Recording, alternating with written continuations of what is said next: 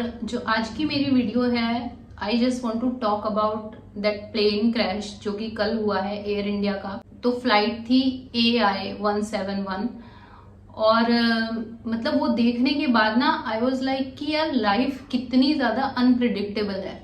Life का कुछ भी नहीं पता कि हम कहीं जा रहे हैं, वापस लौटेंगे कि नहीं।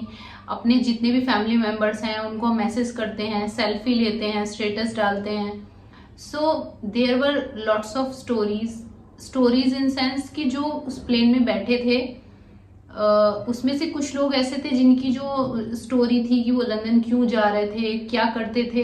मैंने बहुत सारी चीज़ें देखी भी और रीड भी की।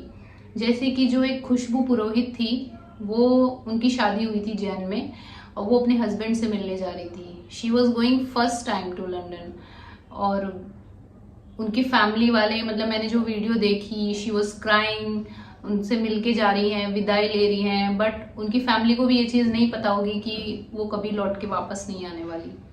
And there were also one picture जो कि एक डॉक्टर कपल था, उनके 3 बच्चे थे और उन्होंने सेल्फी भी ली अपनी लास्ट टाइम की।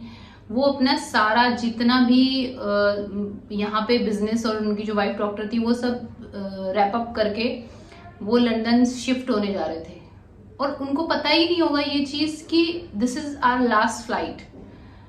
तो वो चीज़ें देख के भी मुझे, मतलब मैंने जब उन बच्चों को देखा आई वॉज लाइक शॉक्ड। मतलब मेरे को इतना ज़्यादा दुख हो रहा था।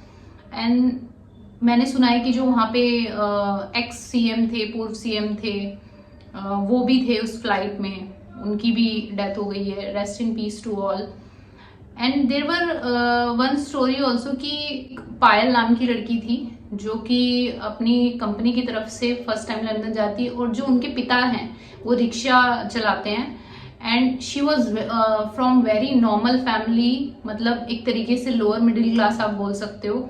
मतलब वो कितने सपने लेके वहां पे जा रही होगी वो लड़की कि फर्स्ट टाइम लंदन मैं जा रही हूँ, वहां पे मैं विदेश देखूंगी। उसने सोचा होगा कि मैं फर्स्ट टाइम लंदन देखूंगी, जो कि हर एक मिडिल क्लास का एक सपना होता है जब कहीं बाहर जाते हैं। मैं बोलूँ, मैं तो मुंबई आई थी तब भी मेरे को ऐसा लग रहा था कि मैं अपना बैग रखते ही सबसे पहले बीच देखने गई थी, क्योंकि कभी लाइफ में मैंने समुंदर ही नहीं देखा था।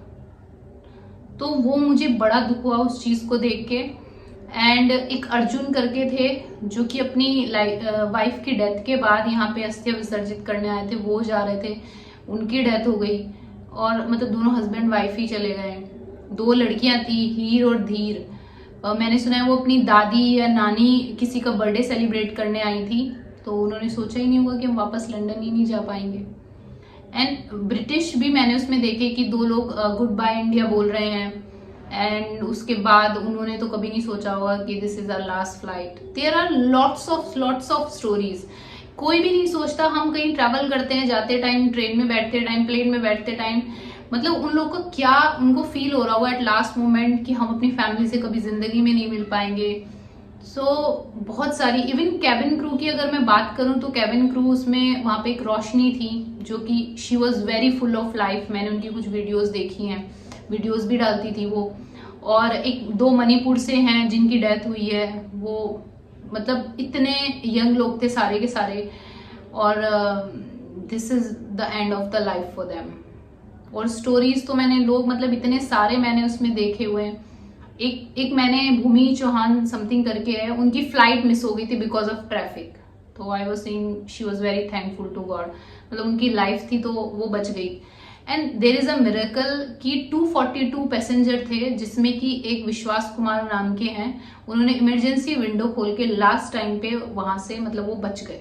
ये सब इतना मिरेकल समझ रहे हैं इस चीज को, और सच में है, मिरेकल ही है कि उनकी लाइफ थी और वो बच गए। अभी वो हॉस्पिटलाइज है, उतनी ज्यादा चोट नहीं लगी बट चोट लगी है उनको बाकी। और सबसे ज्यादा ये तो अनफॉर्चुनेट है जो प्लेन क्रैश वाली चीज हुई है, उससे भी ज्यादा कहीं अनफॉर्चुनेट है जो वो मेडिकल कॉलेज था, वहां पे लंच टाइम था, कितने सारे मेडिकल स्टूडेंट्स की डेथ हुई है।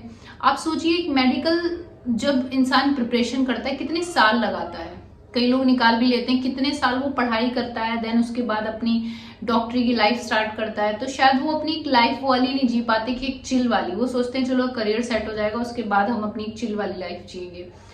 बहुत सारे स्टूडेंट मैंने सुना है उनकी भी डेथ हुई है, कुछ इंजर्ड हुए हैं, हॉस्पिटल में हैं। उन्होंने भी नहीं सोचा होगा कि हम खाना खाने जा रहे हैं और this will be the end for us, और हम यहाँ पे एडमिशन लेंगे। कितने सारे सपने लेके वो वहाँ एडमिशन लेने गए होंगे। सो इतनी सारी चीज़ें पढ़ने के बाद, और एक और मैंने स्टोरी मैं देख रही थी कि जो उनके पापा थे वो बोल रहे थे एंड बता रहे थे कि मेरी बेटी का एक्सीडेंट हो गया था पिछले साल, तो वो लंदन नहीं जा पाई और उसके कुछ बोन्स वगैरह टूट गए थे। एंड मेरी लड़की इतनी ज़्यादा ब्रेव थी कि एक साथ उसने सारी बोन्स का अपना ये कराया ऑपरेशन। तो मतलब जो वो चीज़ बोल रहे थे, आई स्टार्टेड क्राइंग की मतलब मुझे तो बहुत ज़्यादा मैं इमोशनल हो जाती हूँ, क्योंकि आफ्टर माई पेरेंट्स मैंने ये चीज़ देखी है कि लाइफ कितनी ज़्यादा अनप्रिडिक्टेबल है। और हमें अपने जितने भी हमारे लव वंस हैं उनके साथ हमें बातचीत करनी चाहिए, उन्हें प्यार करना चाहिए। कई बार हम क्या करते हैं कि जो मरे हुए लोग होते हैं ना, हम उनकी वैल्यू बहुत ज़्यादा समझते हैं इंस्टेड ऑफ जीने वाले लोगों की। जब लोग चले जाते हैं तो हम बड़ा बातें करते हैं पीठ पीछे, वो बहुत अच्छा था, ये बहुत अच्छा था, अरे वो ये खाता था, अरे वो ऐसे पहनता था। तो जब इंसान जी रहा है तब हम उसकी वैल्यू क्यों नहीं समझ रहे। कहते हैं ना, जब जीते जी तो हम किसी को मैसेज करने का भी हमारे पास टाइम नहीं होता ना, कॉल करने का टाइम होता है, लेकिन मरने के बाद हम सारे उसको जलाने के लिए वहां पे पूरी भीड़ इकट्ठा कर लेते हैं और ऐसे दिखाएंगे कि वो वी आर वेरी सैड। होते भी हैं लोग दुखी, लेकिन अपने ही होते हैं। तो मुझे लगता है जीते जी लोगों को प्यार दिखाओ। जीते जी हम उनको हर्ट करते हैं, धोखा देते हैं, जो कि बहुत गलत चीज है। मतलब मैं बोलूंगी कि हमें किसी के साथ भी गलत नहीं करना चाहिए, अपनी लाइफ फुल तरीके से जीनी चाहिए। और कई बार हम अपने फ्यूचर को बनाने में बहुत ज़्यादा बिजी हो जाते हैं और अपनी लाइफ ही नहीं जी पाते। फ्यूचर को भी बनाओ, लेकिन ये मैं सोचो कि एक एक दिन जो हमें मिला है भगवान की तरफ से, we are very thankful to God. और अपनी लाइफ को अच्छे से, दूसरों की हेल्प करना ना भूलें, and we should be down to earth. कभी भी इस चीज़ का घमंड हमें नहीं करना चाहिए कि अरे मेरे पास तो बहुत पैसा है, मैं तो ये कमा रहा हूँ, सामने वाला कुछ नहीं कर रहा है। और because we don't know about the life, life is very unpredictable.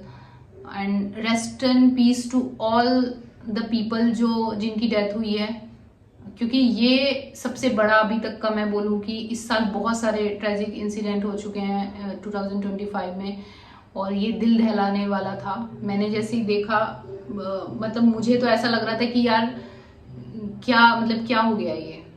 So it's very sad. भगवान सबकी आत्मा को शांति दे।